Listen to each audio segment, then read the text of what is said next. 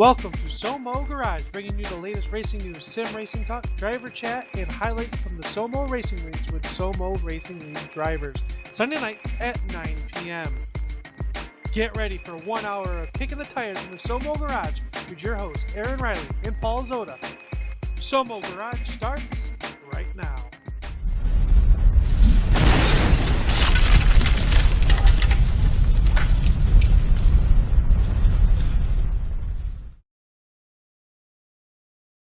Good evening and welcome to SoMo Garage. I'm Aaron Reilly, along with Joe Mitchell and Paul Zotta. How you guys doing tonight?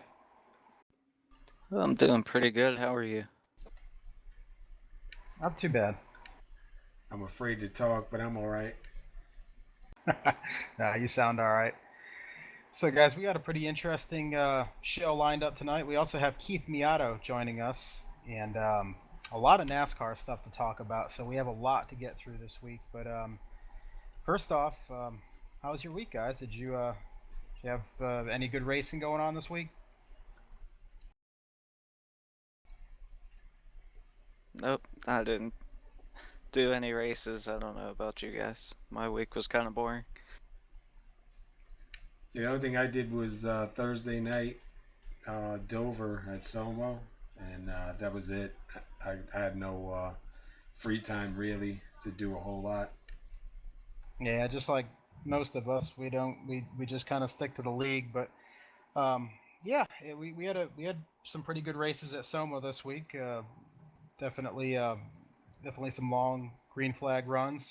A couple of these races we had this week, so definitely definitely in some improvement going on here for sure. So I'm definitely happy with the way the racing's going lately. Yeah, I got up right now on for everybody to see. David Howard Jr. on May 23rd, he was the Dover winner in the Lazy Days Racing Truck Series.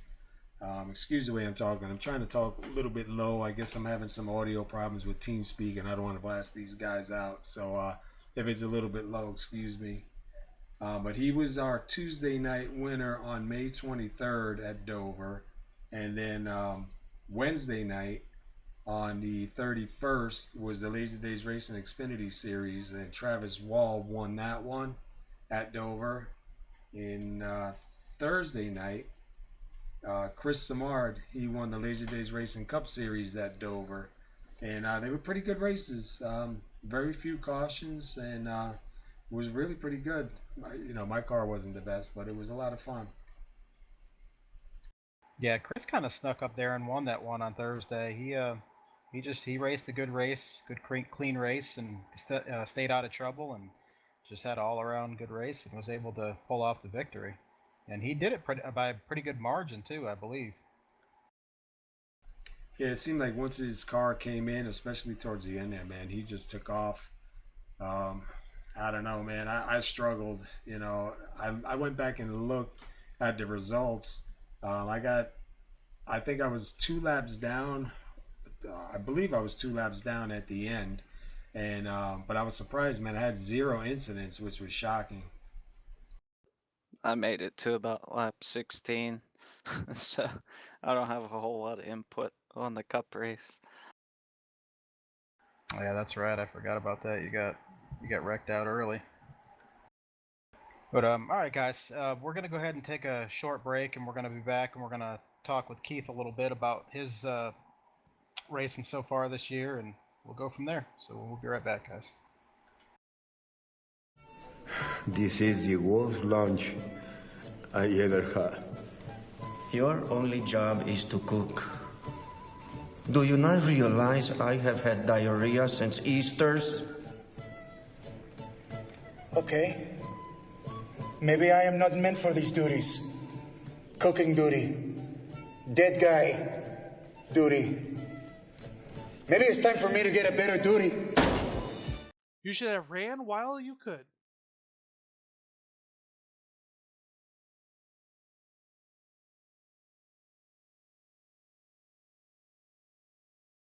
All right, we're back live here at SoMo Garage. We have Keith Miato joining us. How you doing tonight, Keith? I'm doing well. How are you doing? Not too bad, man. So I think we had you on a little bit earlier in the year, didn't we? No, this will be the first time. Oh, okay. Oh, cool. I get to ask you all the crazy questions then. So, tell us how you got started in sim racing. Trying to think. It all started, I think, with NASCAR racing too. Is probably when I started, and it was pretty much a lot of offline racing, which of course was boring. It was fun at the time, but now you think about it, it was boring. But yeah, and I just worked my way up through NASCAR Racing 3, then I think 2003 or 2002, 2003, and then I hopped onto online and started doing that. And then a friend of mine got me into iRacing, and then that's how I got here, and I'm stuck here. Yeah, it's hard to go back once you experience iRacing, man. It's hard to it's hard to think about ever doing any other kind of sim. That's for sure. It's definitely it's an awesome sim, and it seems to be getting better and better. So um, you're having a pretty good season. I think you're what, second in Xfinity right now. You haven't had any wins in that yet, but good solid finishes have gotten you up to second place, and I think you have now 2 wins in the Cup Series. Is that correct? Yeah, that sounds about right. Yeah, the it's been ups and downs, I think, with Nationwide. Like I've been having a lot of good runs, and then sometimes you just get involved in incidents that are always out of my control or someone else's control. But it's been there. It's getting closer. I think I just gotta maybe stop hitting the wall in the Xfinity car. I have a better, I guess, situational awareness with the Cup car versus the Xfinity. Maybe that's why I just do a little bit better with that car. Yeah, I'm kind of with you there. I used to be really really good with the Xfinity car, and now that's kind of migrated a little bit more to the Cup car for some reason. I don't know why. Used to be really good in the Xfinity, but I don't know. Something changed with those cars, or something changed with me. Either one. I'm not sure. But Keith, tell me about what kind of wheel you run. I run the Club Sport V2. I used to run like G25, and then I worked my way up. So ever since I've gone to this setup and of course Club Sport pedals, it's way better on the long run. I don't know why. I don't know if it's just because how it's a lot more precise than the other wheels, but it's helped in that area a lot. Yeah, I can relate with you. I'm running the same setup, and I love it. It's definitely. I think it is a lot more precision, or not precision, but precise, like you said, and I think it makes a big difference. It makes you a little bit more confident, and definitely, helps out your lap times. That's for sure. Yeah, I agree. The only thing is when it gets to those tough tracks and the force feedback's a little high, it can wear you out because that wheel never gives up. That's a tough wheel, man. I tell you what, you got if you turn that thing up, you're fighting it, and if you happen to leave it up for the majority of the race like that, it'll wear you out. I mean, it'll your arms are hurting by the end of the race. That's for sure. Yeah, I wouldn't want to do like a full race at Dover. I think that would be a little tough. Yeah, Dover's a tough track. That's for sure. A lot of bumps, but I was gonna say we've been getting a lot of requests too to do some longer races, man, and bring them up from 145 laps up a little bit longer. So that might be something in the works for next season if we can get enough guys on board. yeah, I think that would be cool. I know I'm definitely a fan of longer races. I mean, not 600-mile races, but I'd like to see 200 laps, in the Cup car. I think that would be really cool, and maybe 175 in the Xfinity or something like that. I think that would be definitely it definitely add a little bit more strategy to these races, and you know not necessarily make them so predictable as one guy takes off at the beginning. That might not be the guy that wins at the end. So that would definitely be cool to see down the road. I'm sure you guys agree with that. Yeah, I like longer races. They're more physically demanding. You definitely feel it when you're done, but I like the whole scope of just running longer. It like you said brings some different strategy to the board and it makes it more interesting. Yep, definitely. So Keith, tell me, man, do you run any more outside of SoMo, or are you just basically sticking right to SoMo right now? I pretty much stick to SoMo. I used to run, the open races, and you know what they can be like. I don't want to complain about it, but you have your moments of good races, and it's just I kind of like to get familiar with who I'm racing with, and then that way, for me, the racing is a lot more enjoyable. I know how hard I can run a guy, and how, if he's clean or not. So, yeah, right now I've been sticking to Somo for the 2 nights a week. Yeah, that's cool. Yeah, I mean that's probably a good way to handle it. I mean those open races, man. I mean they're fun sometimes when you're at a track where you like, and you're around some decent guys, and everything's just clicking and working well. But that seems to be few and far between these days. You're always getting guys in there that are wreckers and all that, and it just ends up ruining everybody's night. So yeah, I don't blame you. I like the atmosphere of being around guys I know, and learning, how they race and all that. And it's more of a, friendly type atmosphere as opposed to an open race where it's kind of cutthroat. Yeah, Yeah, for sure. So, well, Keith, it's I'm glad you came on tonight, and we appreciate you coming on. You guys have any other questions for Keith? This is your first full season at Somo, Keith. that is correct. Yep. So you're going to be running into chases, man. It's definitely going to get interesting as the season goes on. These are pretty long seasons, so it takes a lot of dedication to get to the end. But I think it's going to be really good, and we got a few more surprises coming up, so it should be, a fun-filled event.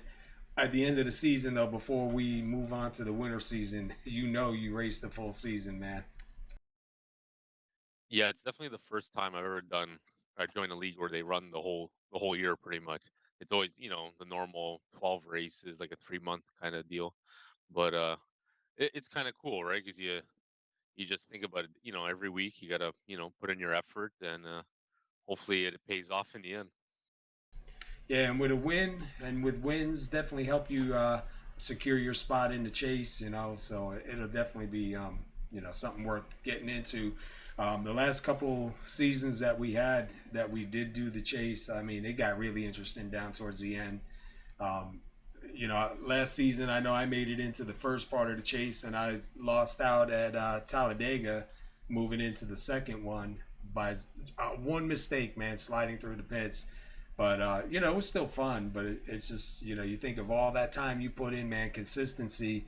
I didn't have any wins last season, and I still made it into the chase. I don't have any wins this season yet either. I doubt I will with all the competition out there. But we try to get across everybody, man. Consistency, consistency. Just show up, put your time in, try to get some good finishes, and you really be surprised at where it lands you. I mean, you don't have to worry about that because you're locked in. But man, it's definitely something. Yeah, I can't wait because I can't wait till that level of competition just bumps up a couple notches. If I'm there at the end, we'll see what happens. But yeah, I can't wait to be in that. Or hopefully, I, oh, sorry, Joe. Go ahead. I was just gonna say, I think where are we going this week? Pocono, right? Just gonna Yes, sir. just see what his thoughts were, any expectations, or if you like that track. I know I don't like it personally. It's very bumpy, and it's quite a pain for me to get a hold of. I was just curious to see what your thoughts were. I pretty much like any track except if it's a short track. I do like Pocono just because it, I guess they kind of say it's like a road course, and I do enjoy road courses, but I do enjoy all the different turns. But I'm usually pretty good at it. I don't know. I've never raced with you guys at this track before, so that's all up in the air. So I got to see where I land. Yeah, and for the Wednesday, the Xfinity race at Pocono this week, uh, we had to get a bunch of guys on. We worked up a setup for it because the setup, it seems like, I don't know if they didn't really work on the setups that good, or maybe they forgot to load the setups up, but it just seems like the Xfinity setups are way off base with this new build. So we've been, last two races, we had to go in and kind of tweak the setup to make it a little bit more drivable. So that should be a pretty good race. I think we have a pretty decent setup for Wednesday, so that should be pretty good.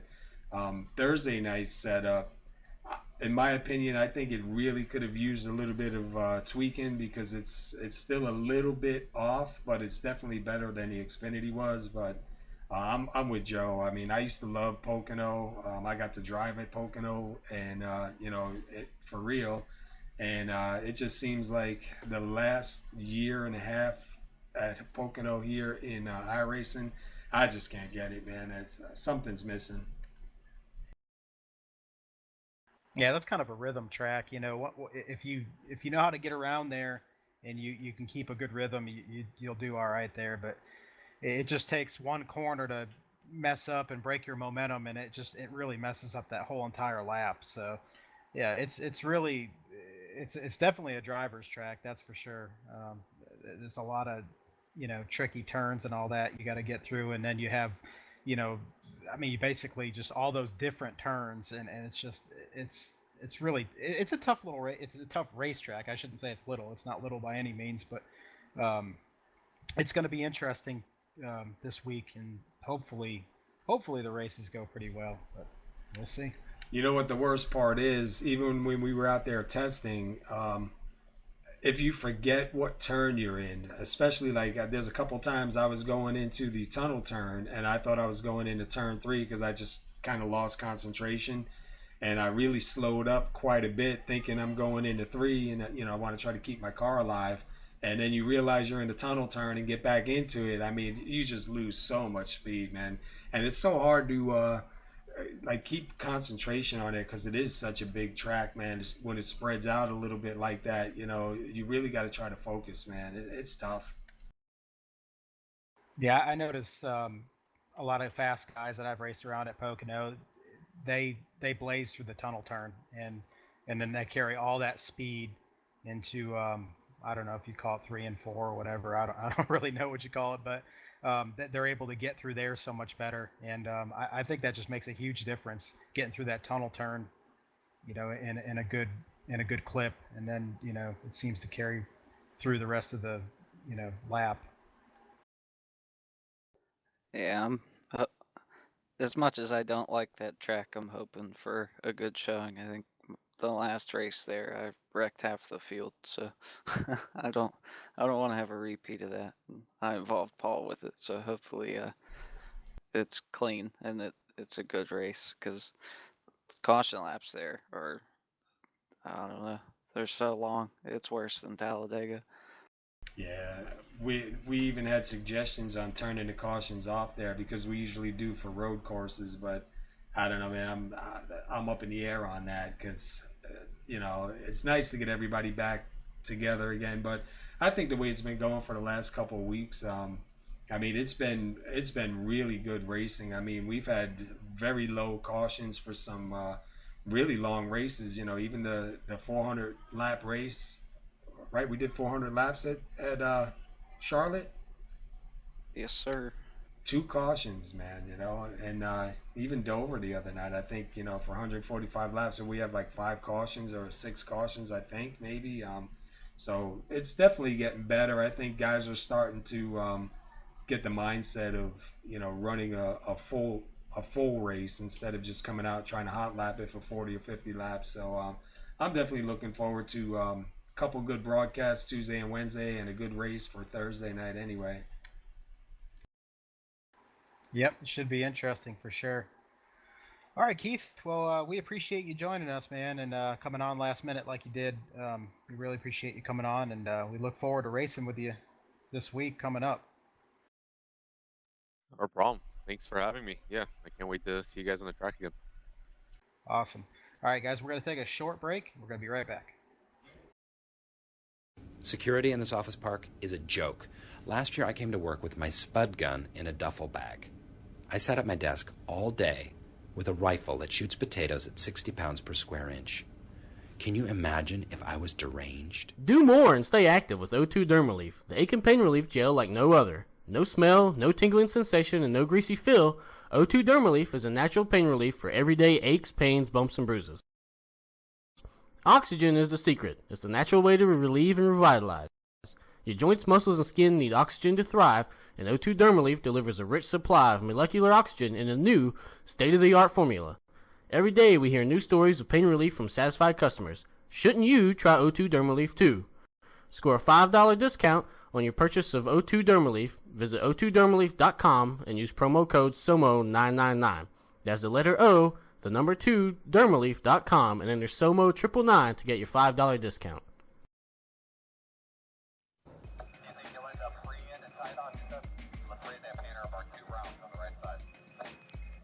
Now back to your host. Quarters 3, intruder alert. GQ3, intruder alert. You've been warned.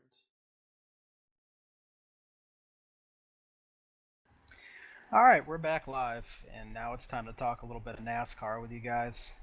I've been waiting for this all week, but let's get started here. Dover was thinking about adding that VHT track bite compound to their surface, and they decided not to. I think the racing was really good. I got to watch the race today, and I was definitely pleased with the way the high lane worked, and a lot of guys using the low lane. Very good racing all around the track. Very good restarts. I was impressed with today's race. What were you? Did you guys get to watch the race today? Yeah, I watched it. I agree. I mean, it was a pretty exciting race. There was a lot of passing going on, and I don't know that a traction compound is anything. I mean, it showed that guys were able to make moves and pass because, you know, Jimmy Johnson started from the rear and ended up winning the race. So a lot of guys were able to make really good moves, and it seemed like the whole combination of everything with the weather that was there, there was a lot of tire wear, and I think it overall just made the racing better. Yeah, I was definitely pleased. I did notice that a lot of guys were wearing tires down pretty quick. Jimmy Johnson, man, you cannot take anything away from that guy. I know nobody likes to see him win like he does, but man, he's good. He caught a little break there at the end. He definitely, I think Kyle Larson had that one in the bag. Kyle Larson definitely had the best car on the long run today, and he showed that. Definitely was the car to beat towards the end of the race. I know a couple of guys were faster than him at the beginning, but once that track got some rubber laid down on it, man, he was the guy to beat. Jimmy Johnson got real lucky with that caution there at the end. Yeah, I'm not the biggest Jimmy fan, but it is cool to see someone in this day and age, like a modern era where the competition's so close, to be moving up the all-time wins list like that. I don't know. I just I think that's why a lot of people don't like him, is because he wins all the time. Um, yeah, it's great for him and all those guys, and it's cool that records are being broken and everything. But yeah, I agree. I think Kyle Larson had that one in the bag. I think Jimmy kind of stole one from him there. So we'll see what they do in the upcoming races. I'm sure that we haven't heard the last of Kyle Larson or Martin Truex, a lot of those guys that were up there. I just can't believe, like, I was watching when Kurt Busch kind of got on that one restart where he kind of got a little bit sideways there and got up into Brad. And then later on you saw him on the track when that tire let go. Man, I can't believe how much it tore that body off that car. Yeah, it's pretty crazy. Like when they cut a tire like that, and it just, I don't know, it unwinds, and it's like a saw blade, and it just rips those cars apart. It is pretty nuts. But did you kind of notice, like, similar to our race, man, a lot of guys were having troubles in the same spot, and especially like the cars down low. It seemed like, I forget if it was Jeff Gordon or somebody talking about it, but and I can't remember the driver that went down low, a newer driver too, took it down low, and he said, yeah, he went into somebody and got him up into the wall, and I think that brought out a caution. But he was saying that experience teaches you to go in low like that, but to kind of check up and not let your car slide all the way up into him. And we've seen some of that on our race at Dover also. I was kind of like trying to make a comparison today when I was watching. It's not like most tracks. Like it was Charlotte last week where you could be super aggressive and charge into the corner. Dover, I don't know, our race and the race today, I saw a lot of similarities with the cars were really loose in if you tried to drive in hard, and they were real tight in the center and sliding up the track and loose off the corner, which, I mean, it pretty much mirrored imaged what we were doing and the struggles that were going on with our races. It was pretty cool to see that. Yeah, and that just kind of shows you that, iRace has got it pretty tuned in, pretty good. I don't know if any of you guys heard Martin Truex afterwards when he was talking about the race, and he said, man, he could count on his hand, on how many fingers. He's almost wrecked himself, just going around the track because it was such a handful. And I remember, our race, I kind of felt the same way too, because like there was some laps where the car felt really good, and then once the tires started going away, I mean, it just you really had to pay attention to it and kind of try to feel it through. I feel that way every race I'm in. I don't know. Every race, I feel like I'm driving 100%. The competition level is just ridiculous, and you got to be on your A game if you're going to try to get a win. I know. I think it was either Jeff Gordon or Daryl Waltrip today was talking about Martin Truex, and they were saying that Martin was saying, "Oh yeah, I'm on the edge every lap," and they're like, "You make it look really easy if you're on the edge every lap." And then he slipped up a little bit there. I don't know if he was racing the 42 or who he was racing, but he almost got into him. He got real loose and snuck up the racetrack and just barely clipped him. But he said, well, I guess there it shows that he's running, right on the edge. But a lot of these guys make it look real easy. That they have such good car control, and they know that fine line between going too far and being right on the edge. And unfortunately, we're all human, and so are they, and they do make mistakes from time to time. And Kurt Busch was a prime example of that today. But from what I understand with what happened with Kurt Busch today is he had all the confidence in the world with his car that it was going to stick, and he was wrong.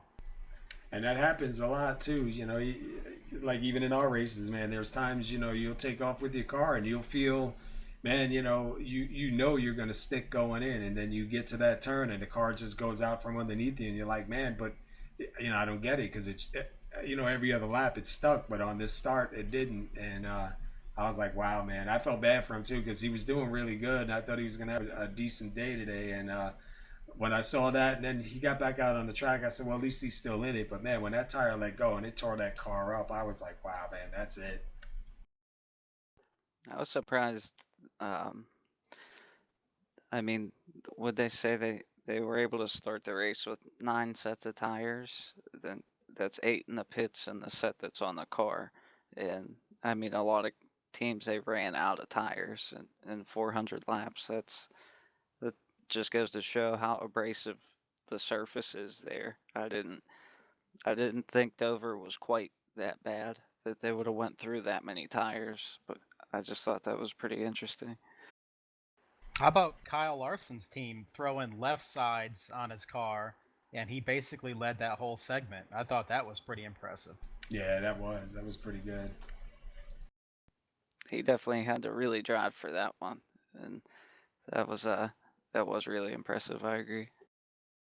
I was gonna say, I think the way he drives, you know what I mean? He's not when he came in, he wasn't your typical NASCAR driver. So I think these younger guys that come in that are kind of used to sliding the car around and, being on the edge like that, I think it's once they get, I guess, the confidence level in the car, man, I think they it really becomes their race, man, because they're so used to going around the track on the edge on that right rear, flying it up against the wall. And you can see it in Kyle Larson's performance these last, especially this season. He's been on fire, man. And one thing about him, I think from watching him, it looks like he's always on that line of how far can I take it.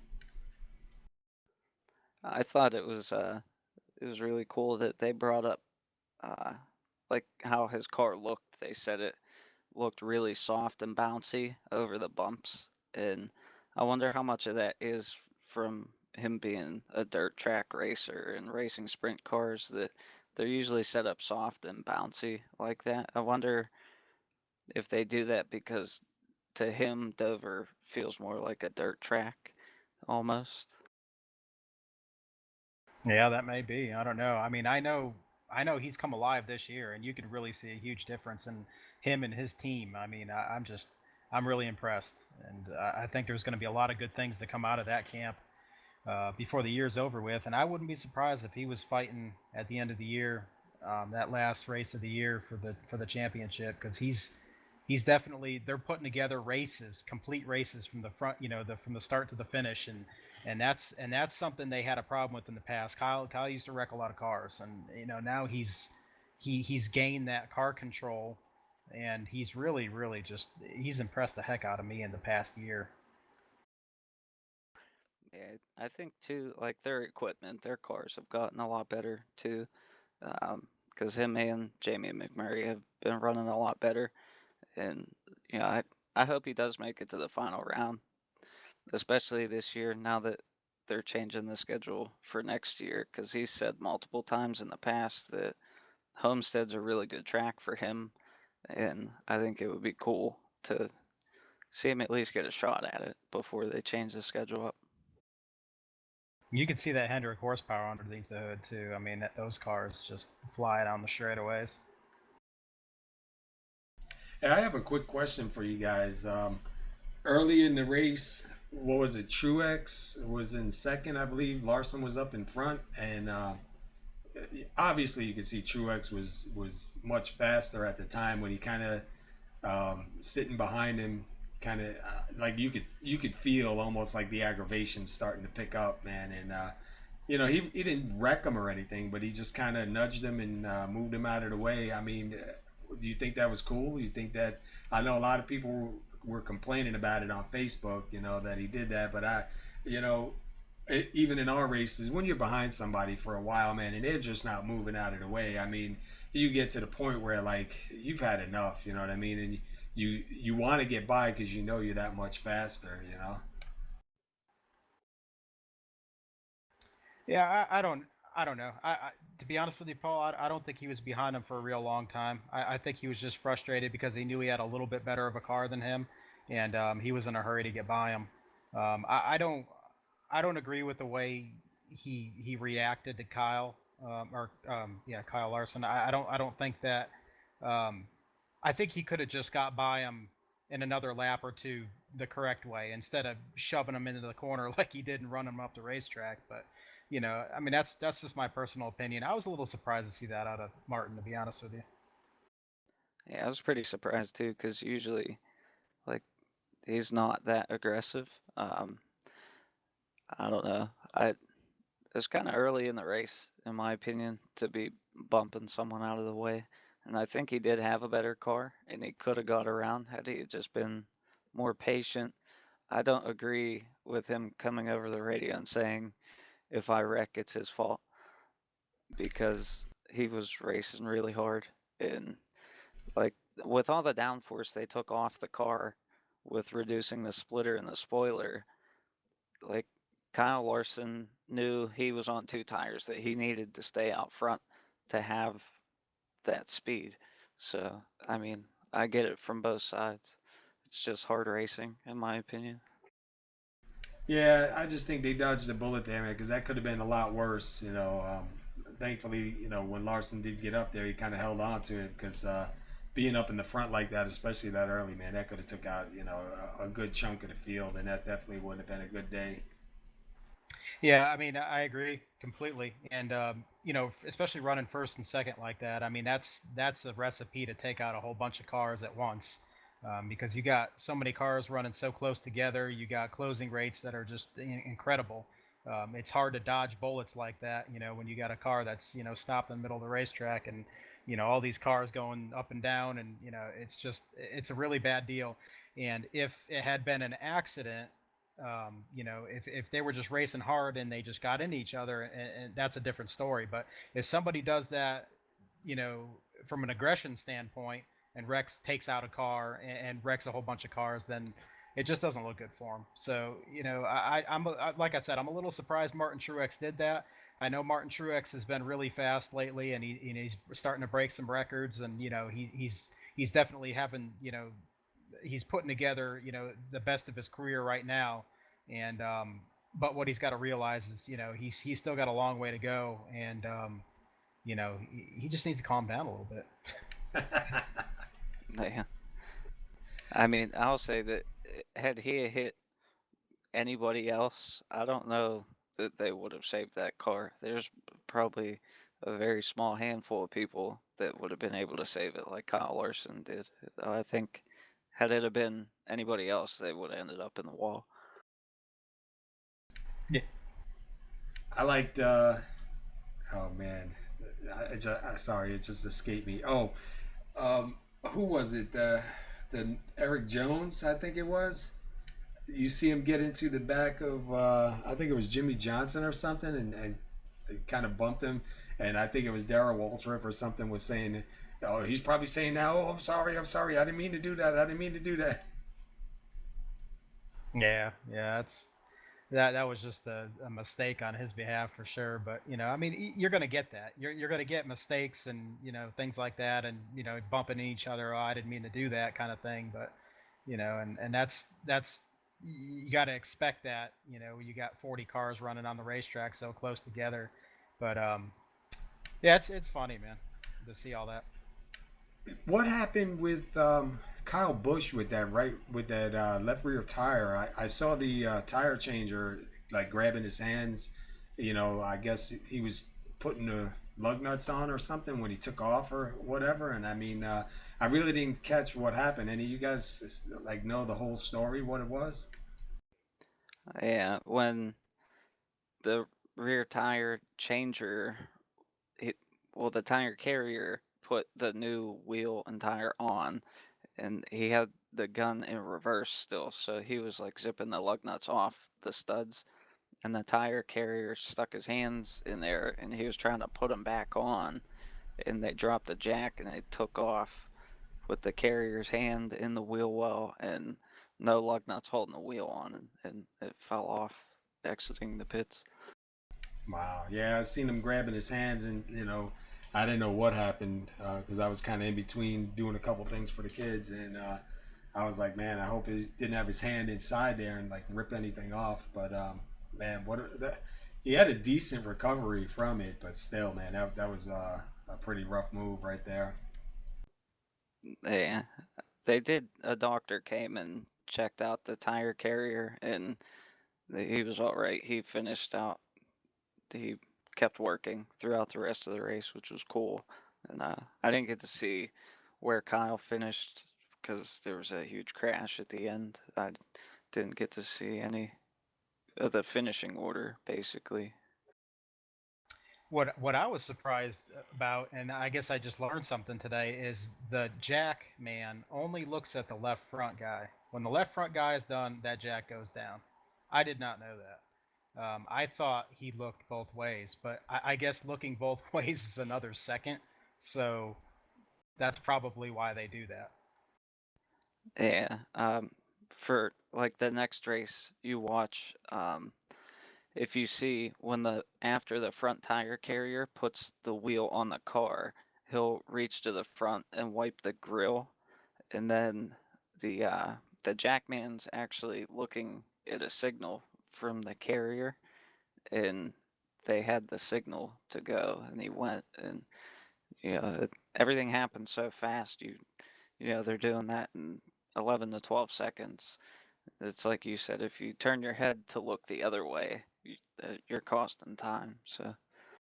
So you're saying that he got the signal that all the tires were on and to let it down, but really the guy who gave him the signal was just he didn't know what he was talking about, basically. Well, after he wipes the grill, he can't see because he's still leaning over the hood. Unless the crew chief calls over and says stop, stop, stop, they'll drop the jack.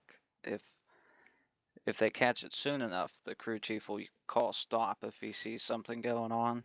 But yeah, the jackman's only looking at the front tire changer and carrier in that direction, and the crew chief is kind of overseeing the rear stuff.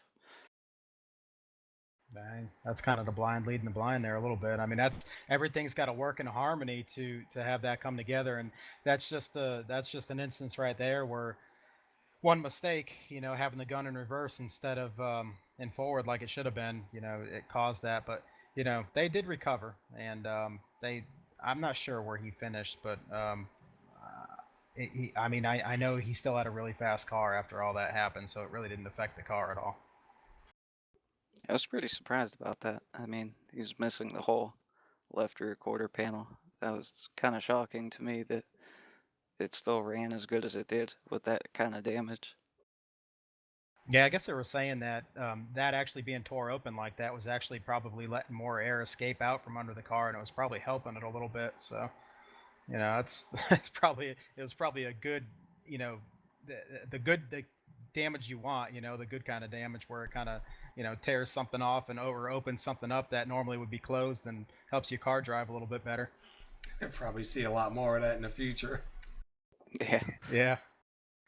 So guys, let's shift gears here a little bit, and I came across a story that I thought was kind of cool. Dale Earnhardt Jr., he's been a gamer for a long time, and he was one of the pioneers with iRacing and all that, and he's been using the simulator a lot to test these setups and at different racetracks and stuff like that, and just get more seat time, with everything, and he believes that's what helped him qualify 11th Friday at Dover. They spent a lot of time on the sim and working different setups and things like that. What I think is cool is that they go to that, that's basically what we do, and it's really cool to,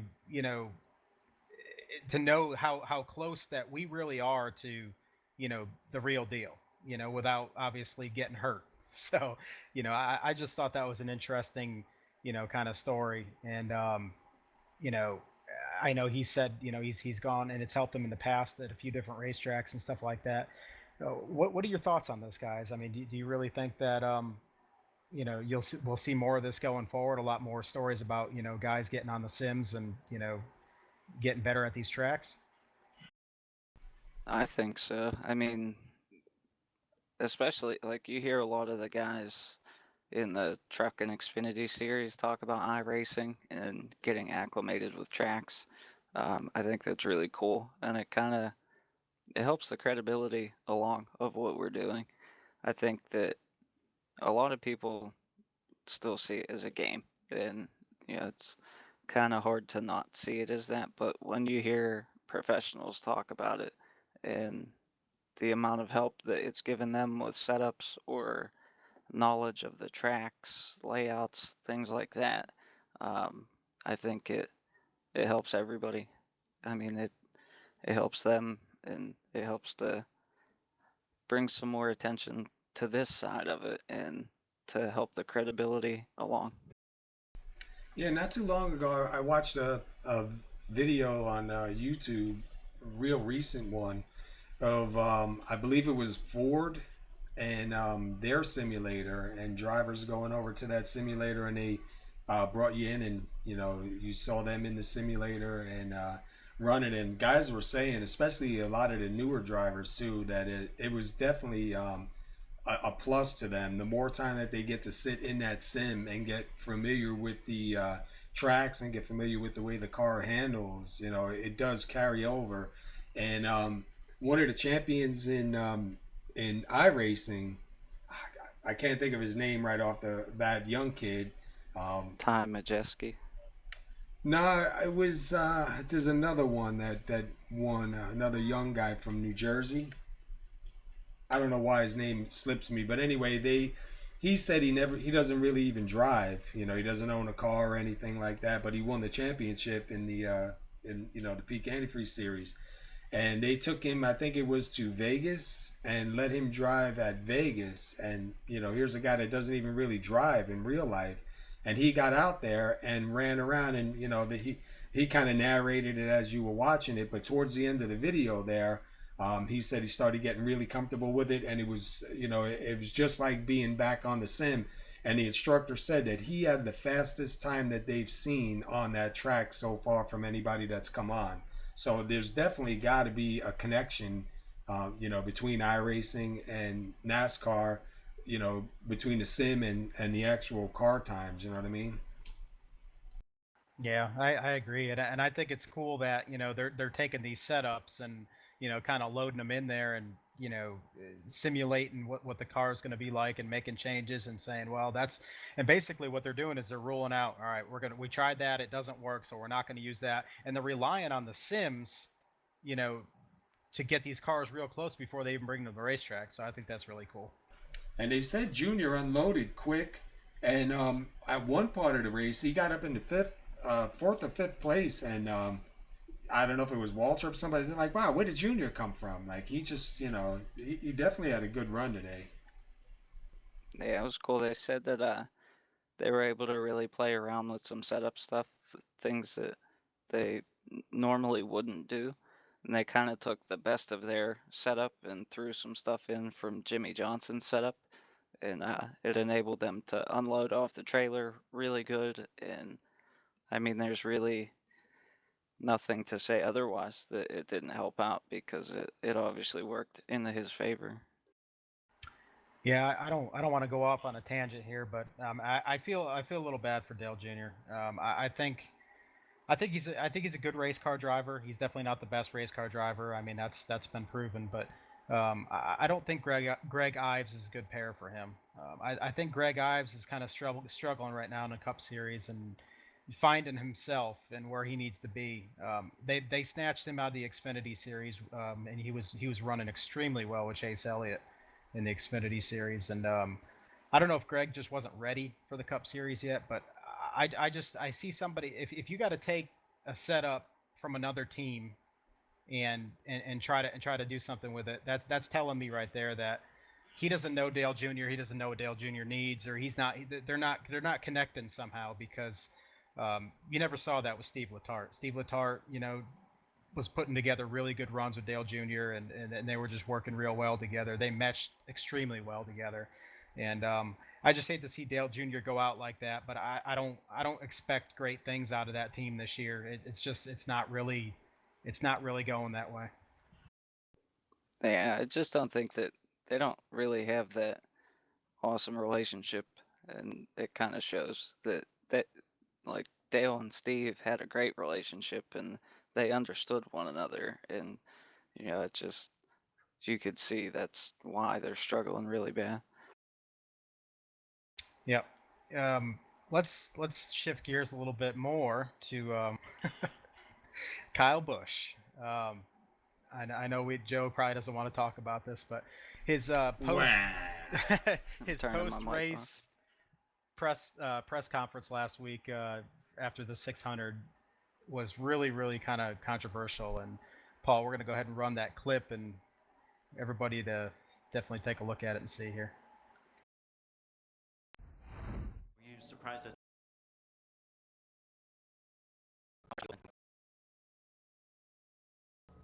Okay. Do you think for Austin to get his first win? I'm not surprised about anything. Congratulations. Any other questions for Kyle? Up in the press box? All right, Kyle, thanks for... And there you have it. Yeah, so,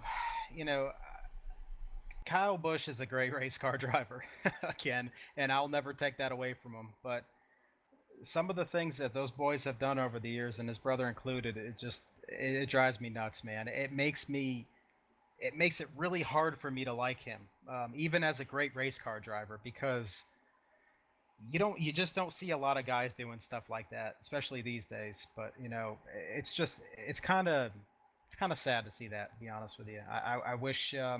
I'm glad that he's an emotional guy, and I'm glad that he takes these races extremely seriously because he should. I mean, it's his career, but you know, man, don't put it on the camera like that. Before you say anything, Joe, let me just say something real quick, because I'm kind of on the fence with this whole thing. I wasn't a great big Kyle Busch fan in the beginning, but over the years, like I kind of come to respect him because he is a good driver. After he got married, I seen him change a little bit, and it started to seem like he was getting, I guess, a little more respectful or something. But the part of me that thinks this is all part of a play, almost like WWE. It's almost like they gotta have a bad guy. It's good promotion for Toyota. It's good for Monster Energy. You know what I mean? Because Monster Energy comes in. They have all these other sports involved with them. And Monster Energy, you go from motocross and dirt racing. I mean, there's so much drama, I guess you could say. So part of me feels like some of it is, I think, played up, because normally a driver would have gotten called to the hauler or fined or something, you know what I mean, for that kind of action, because it's not really representing the sport the right way. But nothing's happened, nothing was done about it. So, my cynical part of me says, I think it's all for, ratings, all for, eyes to come this way. And it's good to have the bad boy in that sport, because it keeps the attention on it. Um, it's probably way off, but that's the way I see it. So yeah, the weather in PA wasn't that great today. Nah, I don't know. Well, he did own up to it. He did. I don't want to say apologize because he really didn't. But he did own up to it, and you know, does it mean all's forgiven? No. Um, I was talking to someone else about this the other day, and at that level, like you're gonna get mad, and I agree with keeping it off camera, and I never really thought about it. Like what you just said, Paul, that maybe kind of it's part of for show, I guess. That's kind of an interesting take on it. Never really thought about it. Um, but I have noticed a change in him. His championship year, he was, I don't want to say a lot better, but he was better. he he definitely didn't have that attitude, or now it's kind of, I don't know. I still like him. He's still my driver and everything, but he's kind of going back to how he was like in his rookie years, where he just has this whiny attitude, and I don't know. It's not the greatest thing. I don't know. It's not what I like to see. Well, we both know, or we all know, that the Bush boys definitely will tell anybody the way it is, whether it's on camera or not. And if they have something to say, they're going to say it. And I'm with you, Joe. I think that his championship season he was extremely humble when he came back, and he ran extremely well. And you just, if he had a bad day, which you really didn't see that too much last year, um, he took it a lot better. And I think he's kind of going back. He's just getting comfortable again, and he's going back to who he is. And you can't falter the guy for who he is. I mean, that's just how he is, and his brother, is basically the same way. They both calmed down a lot. I think Kyle Busch used to be worse than he was, and I think Kurt Busch definitely was worse than he is now. Um, but you know, he basically, he didn't apologize, but he said, "I'm sorry for being who I am." Basically, is what he said. So it is what it is. I mean, it's just I don't like it. I mean, that's for sure. I know if he was my driver, I don't know. That just rubbed me the wrong way. Well, you know what I liked? I liked when Matt Kenseth got on and they were interviewing Kenseth, later on. And he dropped the mic, kind of like a hats off to Kyle. I thought that was pretty cool. Almost like hey. Yeah, that was kind of funny. Yeah, I saw that too. That was funny. But I think, Toyota, when they first came in, Toyota wasn't, accepted very well. And if you read the tweet that went out by the, I think it's the vice president, and, he was kind of getting on Brad Keselowski, pretty much telling Brad to, to keep your mouth shut about it, because Toyota was really being dominant. And so that's why it leads me to think that it's all kind of, you know, Toyota knows they're hot right now. They got some good drivers that are, putting Toyota up front. And what a better way to have this by having, the bad boys. Like, remember when Kurt was the bad boy of NASCAR for a while? So, I think now with Toyota and with Kyle, it's kind of like the bad boy thing. The only thing that I don't like about it is it doesn't really set a good example for, our youth and people to be, you're not going to win every time. And, he finished second. And I mean, like, yeah, second ain't first, but second ain't bad, I just don't think that some of those guys, they don't take into consideration their icon status. These guys are past champions, and I think that as a champion of any sport, I think you need to carry yourself a little differently than everybody else, and that's what would set you apart as a champion on and off the track. And I'm very big on setting good examples for future generations, and I don't know, I don't like it at all. I think some of these guys, they kind of need to look at like Jeff Gordon, kind of, because he really set the standard, in my opinion, of what a champion should be. I know he's done some questionable things through the years, but as far as being a good role model on and off track, I think that they need to take a page out of his book. Yeah, yeah, he was always a real calm, you know, driver, and I know he got into a couple of fights, but I mean nothing, crazy. But I mean that's just the raw emotion in this sport, and you're gonna get things like that. Um, but it's all about how you handle yourself, and that really shows a lot on and off the racetrack. But And that's why we at SoMo keep it that way. Keep it off the track. We'll save it for after. Keep it off of the broadcast and all. Just because it's not what we want to portray. yeah, that's right, and it's not, it's something definitely that gets projected outside of the league. And when you start getting that vibe, then it actually pushes people away. So I mean, hats off to you, Paul, for definitely keeping it that way. I like the style of racing we got, and I think we got definitely something good going forward. Well, speaking of racing, let me give you a quick breakdown of what's coming up this week. We have tomorrow night, Monday night, we have GAC at 8:45 on SR Broadcasting. There'll be a Daytona in the Camping World Truck Series for 90 laps. Tuesday night at SoMo, the Lazy Days Racing Truck Series will be at Texas for 125 laps, and that'll be on at 8:45 here on SR Broadcasting.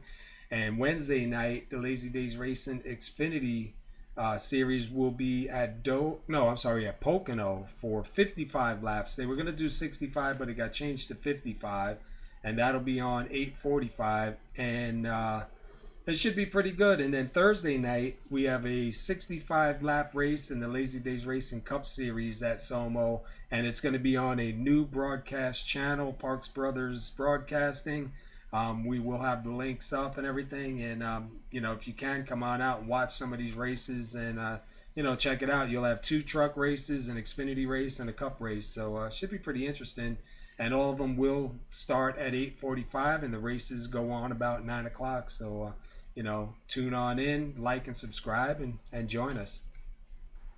As always, it's a pleasure doing this show with you guys every week, and we'll catch you all next week. Have a good night, guys. Yep, thank you. Have a good night.